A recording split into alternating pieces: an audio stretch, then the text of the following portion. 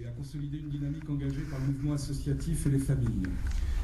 Quant au courant au sein des professionnels, l'harmonie n'est pas encore de saison. Et ça n'a pas beaucoup d'importance. On peut toujours compter sur ceux qui vont dans le sens de la vie.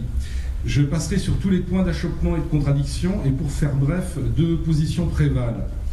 L'une fondée sur la prise en compte d'offres de services, et nous l'avons vu ô combien aujourd'hui, dans lesquelles l'école est incluse bien évidemment, plus souple, créée à partir des besoins exprimés par la famille et d'une proximité longitudinale.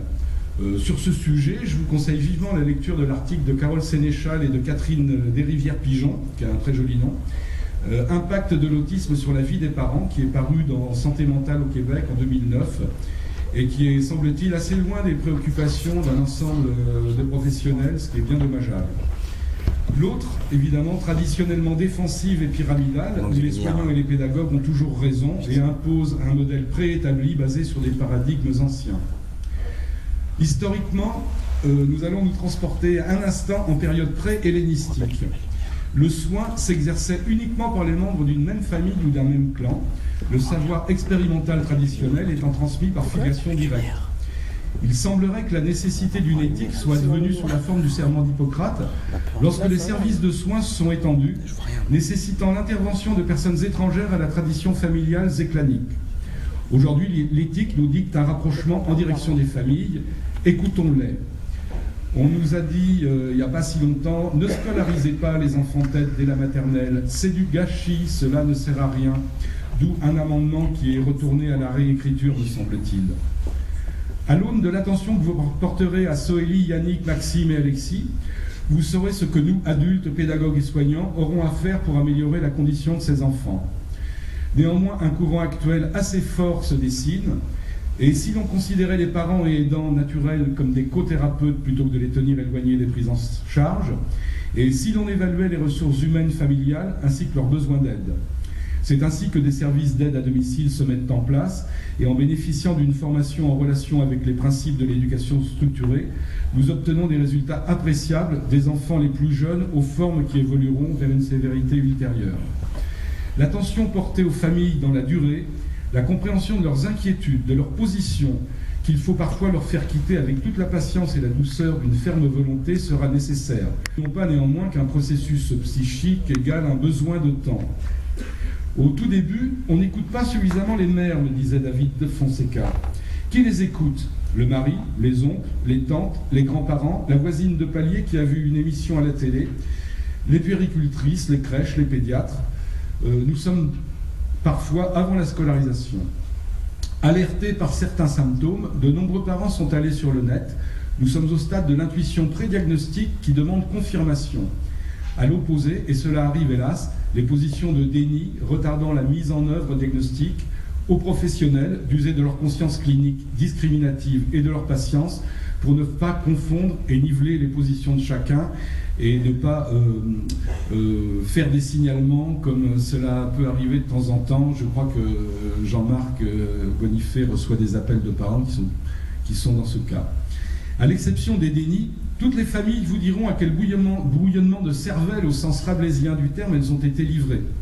Moment d'enfer pour certaines d'entre elles, moment de panique et de projection anxieuse, et ce d'autant qu'aucune méthodologie d'accueil n'est véritablement définie. À ce stade, qui plus est, en dehors des syndromes très affirmés, il est quasi impossible de se livrer à des projections d'évolution en termes de potentialité. D'où cette phrase du professeur Mises prononcée bien avant que ne sonne l'heure des neurosciences cognitivistes.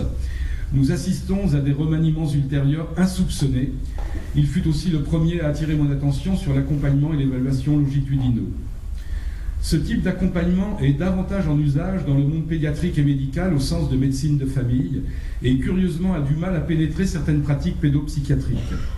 Il serait bon d'inclure dans les formations initiales et continues des pédopsychiatres cet aspect d'une pratique en direction des familles, pratique proximale basée sur l'écoute, l'évaluation des besoins, évolutive, adaptative et anticipative. Et si possible, porteuse d'une vision holistique de l'être humain, tenant compte des dimensions physiques, mentales, émotionnelles, familiales, sociales, culturelles et spirituelles, bien entendu. Cet exercice est basé sur une culture de l'attention, véritable métier à tisser du lien, du sens, une trame de confiance où prime l'échange. Arrive l'heure de la maternelle et celle des inquiétudes des parents, mais aussi des enseignants. D'autant que la plupart de ces cas, dans des cas, cet accueil a lieu sans préalable de préparation.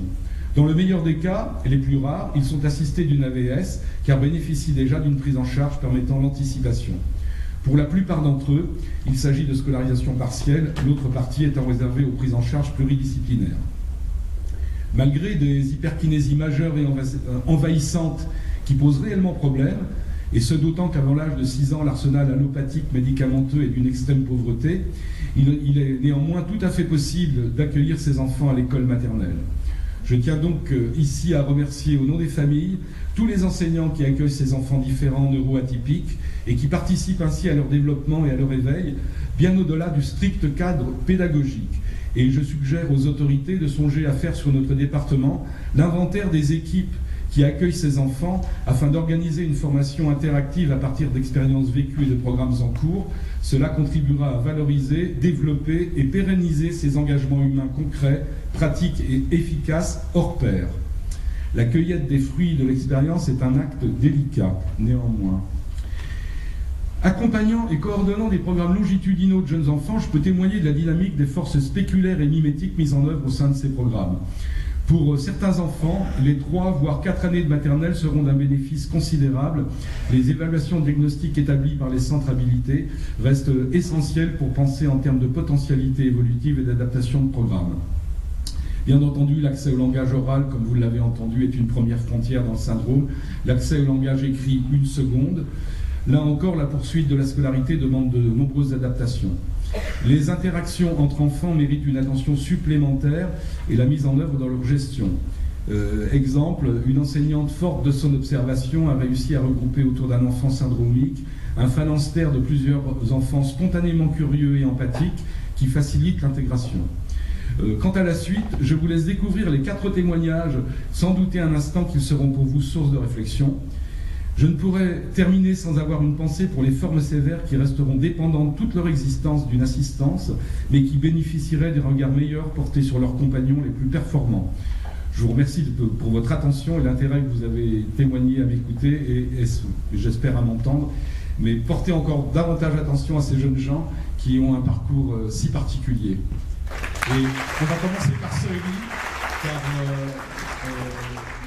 les garçons ont décidé d'être gentlemen jusqu'au bout. Soélie, je te passe le micro. Bonjour, je m'appelle Soélie, j'ai 18 ans et je porte le syndrome d'Asperger. Quand j'étais au CP, ma maîtresse qui allait partir à la retraite a dit à mes parents « Je n'ai jamais vu d'enfant avec autant de difficultés, je ne pense pas qu'elle arrivera au brevet. » Aujourd'hui, je suis en terminale S. Mon niveau est correct, je n'ai pas beaucoup d'amis, mais j'ai essayé de me faire 2 potes au lycée, toute seule cette fois, sans que cela soit les enfants des amis de mes parents. Et j'en suis très fière. Même si certaines filles me détestaient, me rendaient ridicule, me critiquaient sur mon physique, ils leur disaient que je voulais sortir avec eux pour me faire pleurer. Je suis aussi dans une troupe de théâtre où jamais personne n'a le droit de se moquer de moi. Du coup, ils me respectent et je me sens intégrée, acceptée. Je fais aussi du piano où j'ai des personnes à retrouver et des choses à faire avec eux. Et j'y prends du plaisir. J'ai de l'éducation aussi, beaucoup de l'éducation. Depuis toujours, cela a été un casse-tête pour arriver à tout faire, mais dans l'ensemble, tout m'a aidé. Je lis aussi énormément, je comprends mieux les choses en les lisant qu'en les vivant. Je ne vais pas vous parler de tous les ennuis que j'ai eus depuis le primaire jusqu'à l'année dernière encore. Si dans la classe, on était en nombre impair et qu'on travaillait en binôme, j'étais seule. Et si on était en nombre pair, j'étais avec le plus rebelle qui me faisait la vie dure. Certains élèves ne me supportaient pas et encourageaient les autres à me rejeter, ce qui fait que même si j'avais pu me rapprocher de personnes assez gentilles, elle n'a pas eu la force de résister et de prendre ma défense.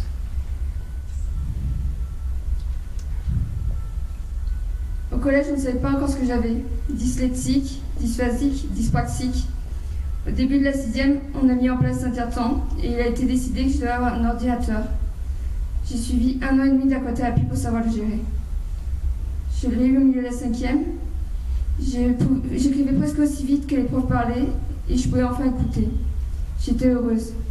Mais les élèves étaient jaloux. Ils me menaçaient de mettre des virus sur mon ordinateur et ils m'ont écrasé les matières entières dans mes fichiers. Maintenant, au lycée, leur dit pas ce mieux. Quand j'ai eu 13 ans, j'étais en 4e. On a su que j'avais le syndrome d'Asperger. Cela m'a soulagée, un peu comme si j'avais enfin une identité. Et je n'étais plus seule, je savais qui j'étais. J'ai su qu'on pouvait évoluer car j'ai lu des témoignages sur Internet. Et j'ai su qu'il y avait des Asperger qui réussissaient. Et ça m'a donné du courage. Un autre moment important, c'est l'année dernière. J'étais au bord de craquer car certaines filles s'acharnaient sur moi, malgré les plaintes et les menaces de sanctions du lycée. Alors ma psychologue a eu une idée géniale. Elle a demandé à voir la classe sans les professeurs pendant l'heure de vie de classe. Je suis partie juste avant car je n'aurais pas pu supporter cette séance. Elle leur a parlé de son syndrome et leur a expliqué ce que je ressentais à cause du harcèlement et que c'était aussi punissable par la loi. Cette séance a complètement changé leur attitude. Cette année, on n'a pas eu besoin de le refaire car les élèves sont à peu près les mêmes, mais l'année prochaine, on recommencera sûrement. Je vais aller à la faculté de la garde faire une licence informatique. Je ne suis pas trop inquiète, j'ai des aménagements pour passer mon bac. Je pourrais le passer en 2 ans, mais je me sens de tenter le tout cette année. Ce qui m'inquiète le plus, c'est l'idée de me retrouver seule l'année prochaine ou d'être avec des personnes qui ne seraient pas sympas avec moi.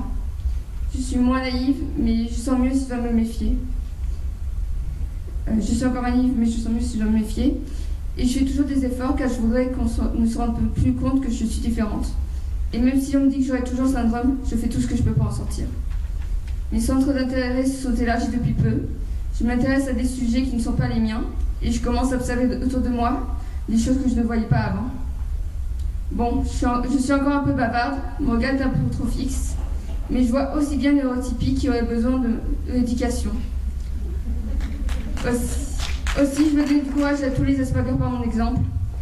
Je remercie tous ceux qui se sont occupés de moi ou qui s'occupent encore de moi aujourd'hui, et elles sont très nombreuses, sans qui je ne serais pas là aujourd'hui. Principalement mes parents, mais surtout Lionel Couquier, sans qui me donne confiance à l'avenir.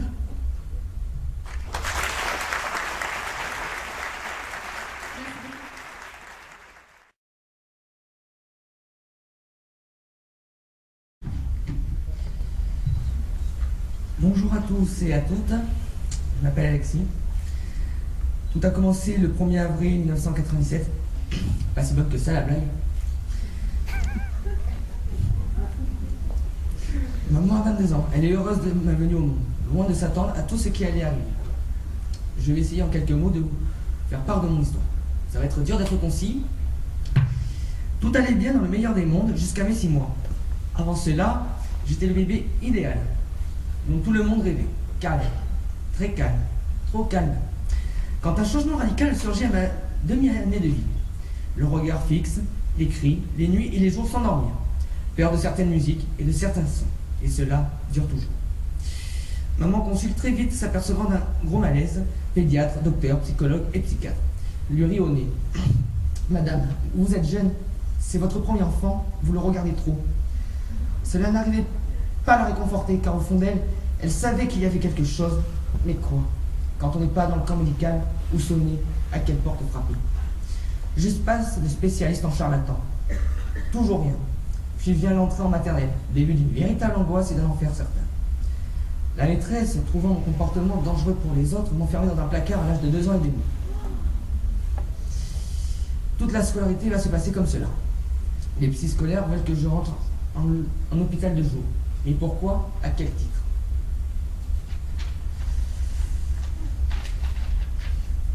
Puisque je n'ai toujours pas de nom sur ce que je suis. Maman lutte, s'oppose, se bat seule, car dans ces moments-là, tout le monde vous fuit. C'est un peu comme un divorce. Plus d'amis depuis longtemps, la famille est loin et ne comprend pas. Arrive le CP. Une maîtresse avec qui j'ai toujours de bonnes relations, alors que cela partait très mal. Très mal. Convocation de maman dès le premier jour. En 35 ans de carrière, elle n'a jamais eu affaire à un enfant comme moi. Tellement elle disait à maman qu'elle ne dormait plus la nuit. Grâce à cela, elle tombe sur une rediffusion d'une émission de Jean-Luc Delarue, Eureka. Elle a compris des choses, cela ressemblait à de l'hyperactivité. Ce n'était pas encore cela, car le diagnostic ne tombera que 5 ans plus tard. Ce n'est pas grave, ça lui a permis d'avoir un autre regard sur moi et sur maman. Car au départ, on ne sait pas...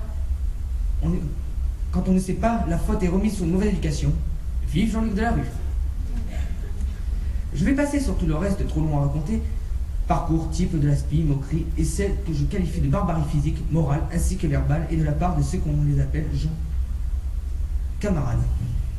Vient la période de 6e d'obésité pour moi. Maman me met dans un centre. La cruauté des autres prend toute son ampleur. Je suis brûlé sous la douche. La nuit, on saute sur mon lit pour moi m'attaquer et j'ai des pierres en journée. Je vis l'horreur, mais ne le dis à personne. Ne le dis à personne. Vient l'heure de ma première TS. Dans ce centre, il y a un docteur en qui j'ai confiance. Je sais qu'il se doute de quelque chose et qu'il peut m'aider. Je ne sais pas si j'ai le droit de le citer, mais il est là ce soir. Maman le contacte très rapidement. Il m'envoie à Marseille chez un collègue de renom, afin de passer des tests. Et là, bingo, mieux qu'au loto, j'ai gagné le pactole. Le droit d'être Asperger. Enfin le nom, celui que maman a attendu toutes ces années, sans savoir. Depuis, il y a eu encore des choses, mais bon, passons. Aujourd'hui, je suis en lycée professionnel en classe de seconde, et c'est mon choix. Isabelle est avec moi, c'est mon AVS depuis 2 ans. Nous faisons un beau duo, malgré les hauts et les bas. Maman pouvait enfin avoir l'esprit libre, car elle sait que je ne cours plus aucun danger, et que seuls les gens qui m'aiment sont autour de moi, et cela me suffit bien. Pour les autres, tant pis, ils ne savent pas ce qu'il manque, car il faut dire, et là je vais parler au nom de tous les esprits, je pense que nous ouvrons notre cœur très facilement et sans concession. Ceux qui le veulent peuvent y entrer. Nous sommes honnêtes et droits, peut-être un peu trop. Nous ne perçons pas le mal, ce qui fait une amitié sincère, sans aucune arrière-pensée. Et cela nous rend naïfs et vulnérables. Je tiens à remercier le docteur Rouquet, Isabelle, mon AVS, Madame Toré, maîtresse de CP, sans oublier ma grand-mère, avec qui je partage beaucoup de choses, ainsi que ma mère. Vous, parents d'Aspi, ne perdez pas courage. Il y a des avancées grâce à votre combat au quotidien. Et ces enfants-là sont porteurs du plus grand message, l'amour par-dessus tout, et malgré tout. Car nous ne sommes pas rancuniers, malgré des passés pour tous très difficiles et douloureux, que cela soit pour nous-mêmes et l'entourage. Il ne faut pas oublier que c'est la différence qui fait grandir le monde. Pour finir, je tiens à vous remercier pour m'avoir accordé ce moment qui me tenait à cœur afin de vous rendre espoir.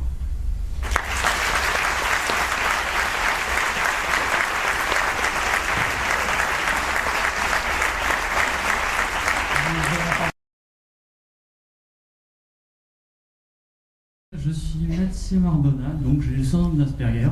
Aujourd'hui, je suis souriant, tranquille, etc. Mais avant, j'ai vécu l'enfer comme n'importe qui, comme tous les aspics qui n'avaient pas tous ces moyens comme aujourd'hui. Donc, j'étais suivi depuis l'âge de 2 ans et demi, donc, ce qui était super génial, quoi. Je trouvais ça très agréable, j'étais pas du tout excité, j'étais toujours agité, je faisais n'importe quoi. On me traitait de débile, de fou, de tout ce que vous voulez. Et bon, j'étais suivi par le CMPP qui était le premier endroit où j'ai été véritablement suivi, mais qui n'a donné à rien, vu que suite à ça, j'avais toujours les mêmes problèmes, j'étais toujours aussi incompréhensible, j'avais toujours les mêmes problèmes de notion du temps, j'avais rien n'était amélioré, il n'y avait aucun nom, rien du tout. Je ne savais pas qu'est-ce que j'avais toujours le même comportement. Jusqu'à l'âge de 8 ans, et puis plus tard, j'ai rencontré donc, mon orthophoniste, qui n'est pas là aujourd'hui, évidemment, car ne le sait pas. Et donc j'ai pu m'améliorer avec d'autres spécialistes, mais passons, parce que ce n'est pas le moment le plus important.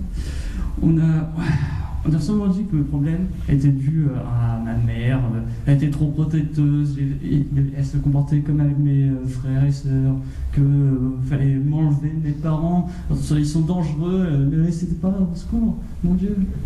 Mais c'est terrible. Mais non, mais c'est totalement faux, pourtant on savait parfaitement que c'était pas ça, mais pour eux, allez, vas-y, c'est un problème, et puis on passe.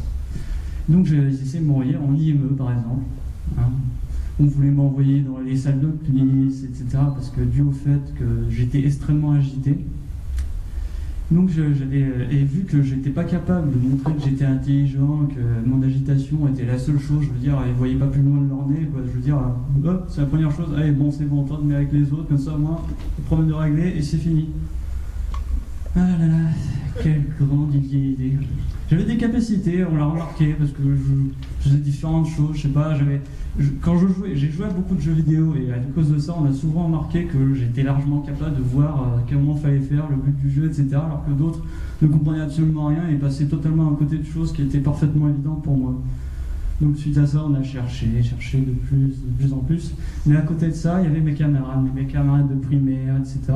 Souvent, ils se moquaient de moi, provoquant ainsi une colère terrible, et provoquant aussi un regret par la suite par moi, parce que j'ai souvent été très énervé en tant que primaire. Et ce regret a fait que je m'étais complètement enfermé sur moi-même et m'évitait totalement toute colère en moi.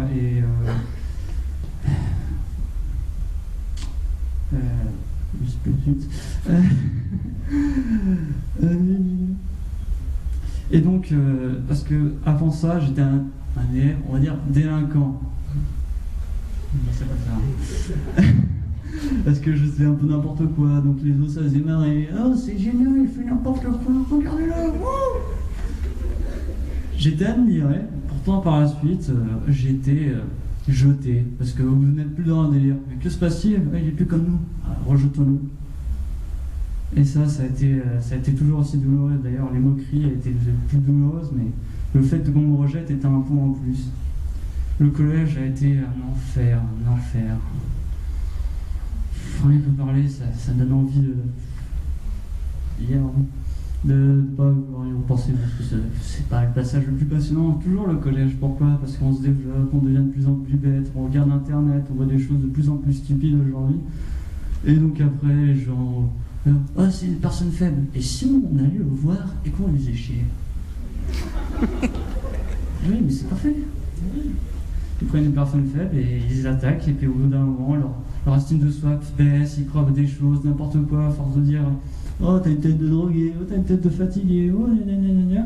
Donc l'estime de soi se perd de plus en plus jusqu'à devenir enfermé sur soi-même et à plus pouvoir parler avec les autres, parce qu'on est constamment, on a l'impression d'être constamment coursé par les autres, comme si le regard allait vous tuer, je veux dire, c'est la mort, attention. Mais bon, c'est pas le cas aujourd'hui. Bon, bah ça va beaucoup mieux. Je sais pas si ça se voit, mais non, c'est pas grave.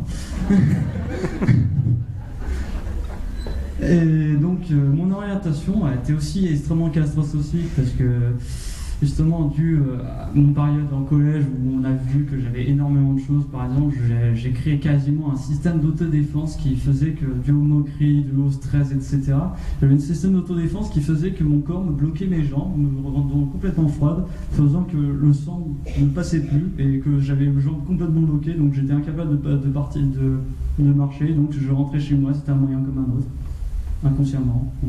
C'est pratique, hein. Enfin bref.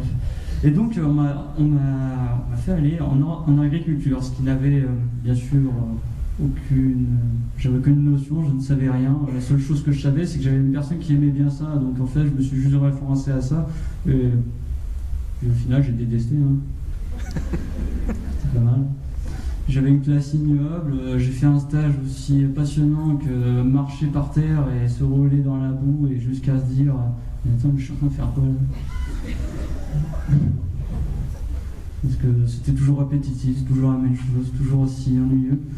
Et j'ai eu une très mauvaise expérience, et dû à ça, plus à la classe, je partais quasiment en dépression, je repartais chez moi, je fuyais, quoi. Et justement, ce système d'autodéfense m'aidait dans un certain sens, vu que je me bloquais, donc qu'est-ce qu'on fait? Bon, on ramène chez lui. Et donc, qu'est-ce que je veux dire? Donc je suis resté 1 an et demi, et donc je me suis réorienté en comptabilité, donc en première directement au lieu de passer par une seconde, dû à des capacités que j'avais, et donc j'ai été capable de réussir au lieu de devoir tout refaire, d'accéder directement à la strate supérieure, on va dire. Et donc c'est à partir de là, enfin un peu avant, entre les deux en fait, que j'ai découvert que j'avais le syndrome d'Asperger, donc ce qui mettait un mot sur plein de choses qu'on comprenait d'un coup, mais d'accord, j'ai compris, ah ouais. C'est sûr qu'après l'expliquer aux autres, ça c'était plus difficile, et là d'un coup, là, il n'y a plus personne, tout le monde disparaît. Parce qu'ils comprenaient rien, je sais pas, pour eux c'était une histoire comme une autre, je veux dire, c'est comme si on vous disait ah mais toi t'es dysorthographique, mais je m'en fous. Voilà, c'est simple que ça. Mais bon, après, il y a des gens qui en prennent conscience, heureusement d'ailleurs, parce que sinon il n'y aurait pas du monde ici, heureusement. Et si personne n'en prenait conscience, il n'y aurait pas de spécialistes, tout simplement.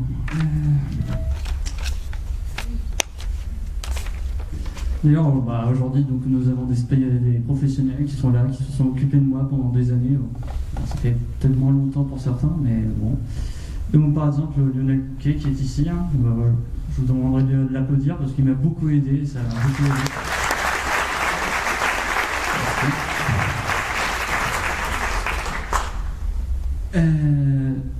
Et aussi la personne avec des lunettes qui est à côté de Marine Picu, que j'ai oublié son prénom, et aussi Faustine Pierry.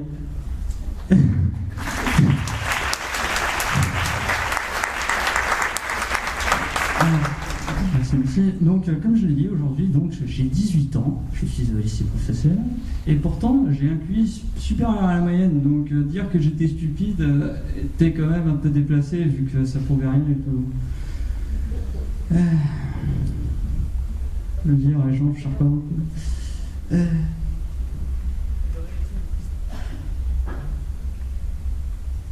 Après, bien sûr, aujourd'hui j'ai beaucoup de relations sociales. Enfin, beaucoup. Je veux dire, par rapport à quelqu'un qui a le syndrome d'Asperger, je veux dire qu'il y en a beaucoup. Moi, personnellement, j'ai fait oh putain, j'en ai plein. Et bon. Et aujourd'hui, moi, ça me fait plaisir, parce que moi, je peux avoir le sourire, alors qu'avant, j'étais toujours dépressif, je pourrais même me mettre par terre dans un coin et attendre jusqu'à ce qu'on vienne me chercher, parce que j'arrivais pas à aller vers les autres. Alors que maintenant, j'arrive à aller vers les autres, leur parler, être tranquille, c'est plutôt bien, sinon, j'aurais aucune avancée, je serais toujours resté le même. Et bon, pour moi, c'est... Après, mon parcours a vraiment été anarchique dans le sens que, je sais pas, je veux dire, aujourd'hui il y a plein de moyens, il y a beaucoup plus de moyens pour les jeunes parents qui doivent être ici, je suppose, et qui ont toujours eu, qui ont maintenant des solutions. Moi, j'ai pas eu cette chance, mais au moins aujourd'hui, il y aura moins de personnes qui sont perdues parmi le lot, j'ai envie de dire. Et même des personnes adultes qui ont le syndrome d'Asperger et qui n'ont peut-être même pas su, qui ne savent toujours pas, ça va toujours être une horreur.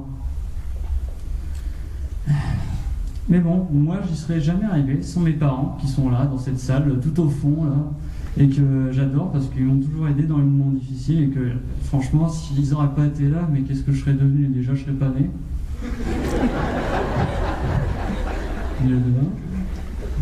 Mais en plus, j'aurais jamais pu avoir un soutien moral, puisque on va dire que mes parents étaient un peu mes seuls meilleurs amis dans un certain sens. Hein. Excusez-moi, j'en ai eu, mais c'était très faible, et vu que ma seule passion était le jeu vidéo, et que justement, ils faisaient que ça, mes amis, et qu'ils disparaissaient dans l'ombre profonde du néant, et que vous les voyez jamais. Ce qui était pas mal. Enfin bref. Donc, qu'est-ce que je peux dire? J'encourage tous ceux qui ont syndrome d'Asperger, j'espère que j'ai pas été trop bizarre, et que tout le monde a pu apprécier et pouvoir voir son enfant grandir de façon, on va dire, normale non, on n'est pas normal, de toute façon on est tous différents, il y a toujours des gens qui ont des espèces de tics bizarres, donc tout le monde est bizarre dans cette salle, même chez moi, n'importe où, j'en sais rien, peu importe. Tout le monde est différent, tout le monde a des tics. Certains disent qu'ils sont bizarres, qu'ils sont autistes, etc., ce qui n'est pas le cas. Et nous, on est tous aussi pareils que tout le monde. Et si j'ai à transmettre un message, c'est qu'il ne faut jamais abandonner et toujours continuer. Si on s'arrête, c'est fini, hein, tout simplement. Donc moi, je vous dis merci de m'avoir écouté. Merci. Je passe à la minute de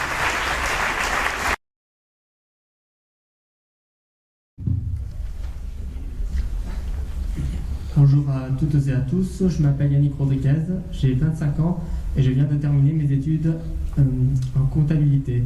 J'ai été en formation de licence professionnelle à l'Université du Sud de Toulon-Var. Je réside à Val-du-Var qui est situé près de Toulon. Je suis autiste Asperger. D'abord, je vais vous parler sur ce qui me gêne comme symptômes. Ensuite, je vais vous raconter mon parcours. Et enfin, je vais répondre aux questions que vous allez me poser à l'issue de ce discours. Ma principale gêne, c'est la communication. Plus précisément, je parle peu ou pas. Ensuite, j'ai souvent du mal à entrer en contact avec les autres. Par exemple, si à trop de discussion d'un coup, je me sens perdu. Ou encore, trouver les bons mots me demande plus de temps que les autres. Je n'ai pas le sens de la répartie, ce qui est gênant aussi. Par contre, face aux échanges, j'ai énormément progressé grâce à ma famille, mon orthophoniste et mon psychiatre. Prendre conscience de ces difficultés, c'est déjà essayer de trouver des solutions. C'était en 2004 que j'ai été diagnostiqué à Marseille, à l'hôpital Sainte-Marguerite, alors que j'avais 17 ans. En fait, quand j'étais enfant, je voyais régulièrement un pédopsychologue mais ça n'avait rien donné pour définir la raison de mes troubles. Puis j'allais voir toutes les semaines un psychanalyste, mais il ne m'a également rien apporté pour trouver la cause. Donc c'est pour ça que je me suis fait diagnostiquer aussi tard. Et à l'issue de ce diagnostic, les résultats ont affirmé que j'ai le syndrome d'Asperger. Au niveau des résultats, j'avais un profil intellectuel inférieur à la moyenne dans tous les domaines, sauf dans celui de la mémoire. En effet, on m'avait signalé que j'avais une bonne mémoire. D'ailleurs, j'ai une mémoire tellement bonne que, par exemple, je peux citer précisément une date à laquelle j'ai fait quelque chose, même si ça remonte à loin. Par exemple, je suis allé voir le film Wild Wild West au cinéma le vendredi 3 septembre 1999. Sinon, ces résultats ont montré que mon traitement de l'information est très lent. Ça veut dire que je mets du temps à analyser l'information. Un retard de lecture lié à la vitesse a également été signalé. Enfin, on m'avait montré que j'avais eu du mal sur tout ce qui concerne le deuxième degré, à savoir les métaphores, les expressions et les proverbes. Mais avec le temps, j'ai progressé sur tous ces domaines. En conclusion de ces résultats, on m'a recommandé une prise en charge psychothérapeutique. Peu après ce diagnostic, je suis allé voir le docteur Yonek Ouké, qui est un psychiatre. Depuis, je suis suivi par lui. C'est en partie grâce à lui que je m'adapte de mieux en mieux et que je mûris. Et c'est comme ça que j'ai su valoriser mes efforts. En 2005, j'ai commencé à être rattaché à la MDPH, qui est chargée de l'administration pour les personnes considérées comme handicapées, comme moi. C'est là où il faut que je réclame par exemple l'accord pour retire-temps, que je vous expliquerai plus tard, et ou la reconnaissance de travailleurs handicapés. Concernant mon parcours scolaire après le collège, je suis allé faire un BEP aménagement de l'espace au lycée agricole de Thiers. Mais étant donné les difficultés que j'ai éprouvées dans ce domaine, j'ai dû me réorienter à l'issue de la première année de cette formation. C'est ainsi que j'ai choisi la comptabilité comme orientation, car j'ai un fort intérêt pour les chiffres et j'arrive très bien à les gérer. Ceci dit, en fait, ma mère a participé à cette réflexion et m'a recommandé à choisir cette orientation. Pour les examens, étant donné le temps que je prenais pour analyser l'information, je disposais d'un tiers-temps. Il s'agit d'un système qui me permettait d'avoir, en plus du temps normal d'une épreuve, un tiers de ce temps.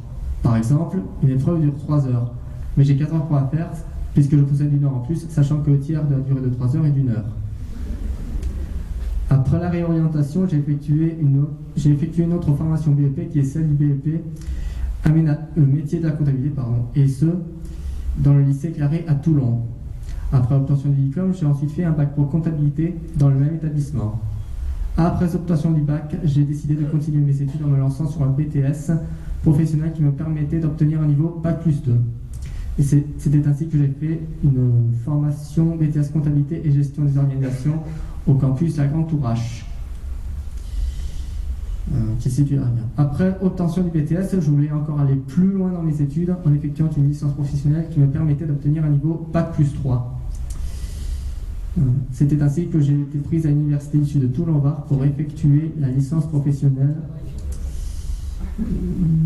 en restant sur le domaine de la comptabilité. L'année dernière, j'ai obtenu d'abord une moyenne générale d'environ 9. Il a donc fallu que je repasse les rattrapages fin août début septembre, mais malgré cela, je n'ai pas réussi à obtenir le diplôme car j'avais une moyenne de 9,50 à l'issue de ces rattrapages.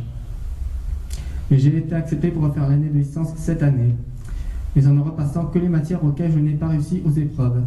Et en plus des études, j'ai travaillé sous CDD à l'IME de la Frégate cet automne. Il s'agit d'une association qui accueille les enfants d'autisme sévère et leur propose des activités. Je travaillais en tant qu'aide comptable pour seconder le comptable principal de l'association. Évidemment, en raison de mes études, il s'agissait d'un travail à temps partiel. Vu la satisfaction de la directrice de l'association ainsi que du personnel pour mon travail, mon CDD a été renouvelé en février. D'ailleurs, ce travail à temps partiel m'a permis de me préparer dans le monde du travail, mais aussi de prendre confiance en moi. J'espère qu'on pourra encore procéder au renouvellement de CDD ou que j'aurai droit au contrat emploi d'avenir dont l'IME aurait d'ailleurs besoin pour moi et qui consisterait à ce que je travaille pendant quelques années dans l'attente d'une embauche sous CDI. En effet, j'ai décidé mes études après la licence, soit après cette année, pour être embauché sous contrat à durée indéterminée pour un poste de comptable. Donc si vous cherchez un comptable, je suis disponible.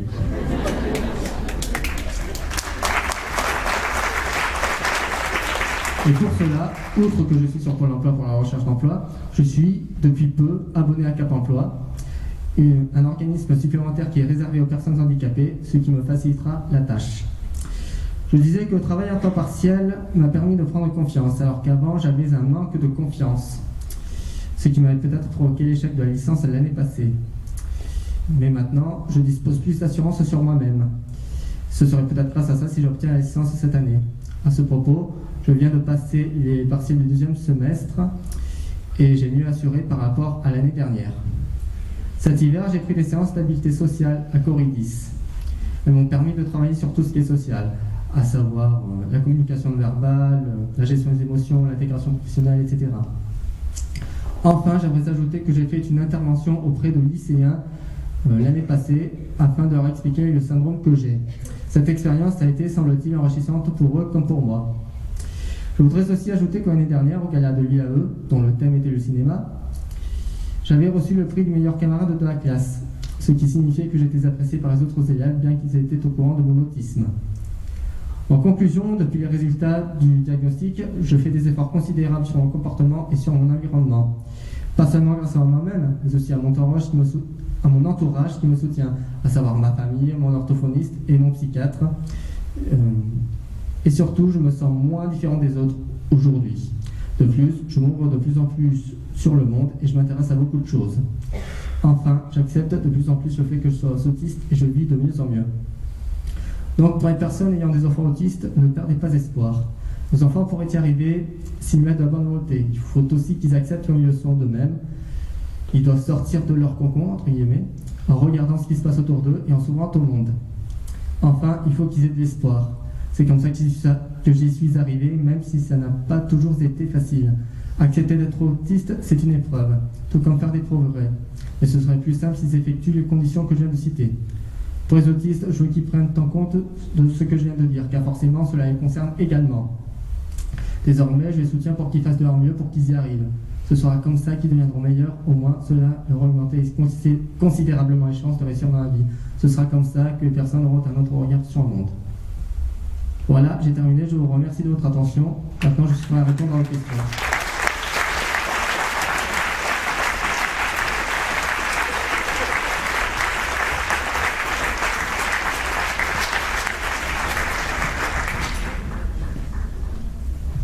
Merci Yannick. Alors là, je demanderai, moi, de vous lever pour les saluer et les féliciter pour ce qu'ils viennent de faire.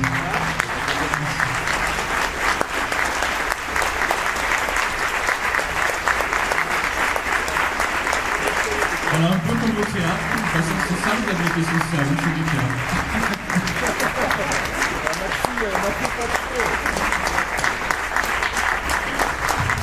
Voilà, merci à eux. Le docteur Pouquier m'a autorisé la diffusion de la vidéo de leur prestation. Je leur demande eux aussi s'ils sont d'accord. Vous êtes d'accord? Oui, mais absolument pas. Non. Donc vous retrouverez leurs témoignages sur nos sites internet et sur nos sites de diffusion, de manière à permettre à ceux qui avaient des enfants qui ont dû partir avant pour les chercher à l'école, qu'ils puissent assister à ce témoignage. Également pour notre réseau Asperger en France, on fait partie du collectif de l'Alliance des 4A, puisse diffuser aussi un peu partout dans la France, dans toutes les régions, le témoignage des Varois. Voilà.